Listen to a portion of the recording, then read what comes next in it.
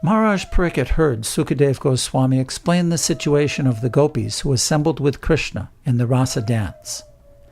When he heard that some of the gopis, simply by concentrating on Krishna as their paramour, became freed from all contamination of material birth and death, he said, "The gopis did not know that Krishna is the Supreme Personality of Godhead. They accepted him as a beautiful young boy and considered him to be their paramour. So how is it possible for them to get freed from the material condition just by thinking of a paramour?" One should consider here that Krishna and ordinary living beings are qualitatively one. The ordinary living beings, being part and parcel of Krishna, are also Brahman, but Krishna is the supreme, para Brahman. The question is, if it is possible for a devotee to get freed from material, contaminated stage simply by thinking of Krishna, then why not others who are also thinking of someone? If one is thinking of a husband or son, or if anyone at all is thinking of another living entity, then, since all living entities are also Brahman, why are all those who thus think of others not freed from the contaminated stage of material nature? This is a very intelligent question, because there are always atheists imitating Krishna. In these days of Kali Yuga, there are many rascals who think themselves to be as good as Krishna, and who cheat people into believing that thinking of them is as good as thinking of Lord Krishna. Pariksit Maharaj, apprehending the future dangerous condition of blind followers of demoniac imitators, therefore asked this question, and fortunately it is recorded in the Srimad Bhagavatam to warn innocent people that thinking of an ordinary man and thinking of Krishna are not the same. Actually, even thinking of the demigods cannot compare to thinking of Krishna.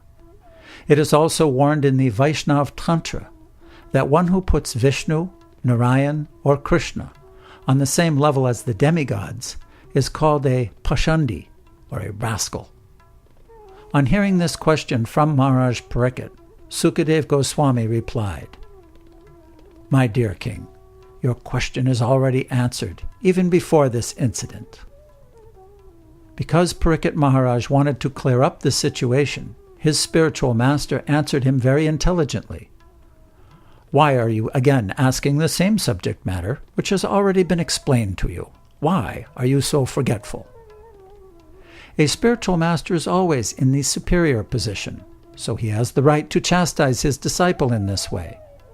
Sukadeva Goswami knew that Maharaj Pariksit asked the question not only for his own understanding, but as a warning to the future innocent people who might think others to be equal to Krishna. Sukadeva Goswami then reminded Maharaj Pariksit about the salvation of Shishupal. Shishupal was envious of Krishna, and because of his envy, Krishna killed him.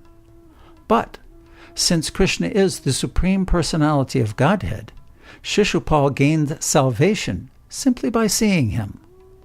If an envious person can get salvation simply by concentrating his mind on Krishna, then what to speak of the gopis, who are so dear to Krishna and always think of him in love?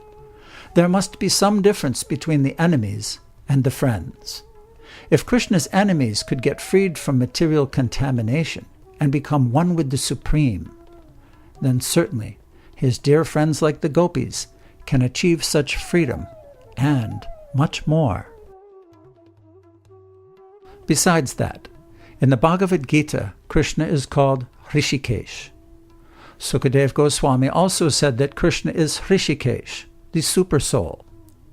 Whereas an ordinary man is a conditioned soul covered by the material body, Krishna and Krishna's body are the same, because he is Hrishikesh. Any person making a distinction between Krishna and Krishna's body is fool number one. Krishna is Hrishikesh and Adhoksaja. These two particular words have been used by Sukadeva Goswami in this instance. Hrishikesh is the Supersoul, and Adhoksaja is the Supreme Personality of Godhead, transcendental to the material nature. just to show favor to the ordinary living beings, out of his causeless mercy, he appears as he is. Unfortunately, foolish persons mistake him to be an ordinary person, and so they become eligible to go to hell. Sukadeva Goswami continued to inform Maharaj Parikshit that Krishna is not an ordinary person, but rather the Supreme Personality of Godhead, imperishable, immeasurable, without any material qualities, but full of all spiritual qualities.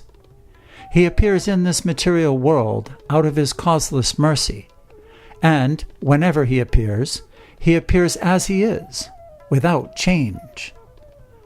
This is confirmed in the Bhagavad Gita, where the Lord says that he appears by his spiritual potency. He does not appear under the control of this material potency. The material potency is under his control. In the Bhagavad Gita, it is stated that the material potency is working under his superintendence.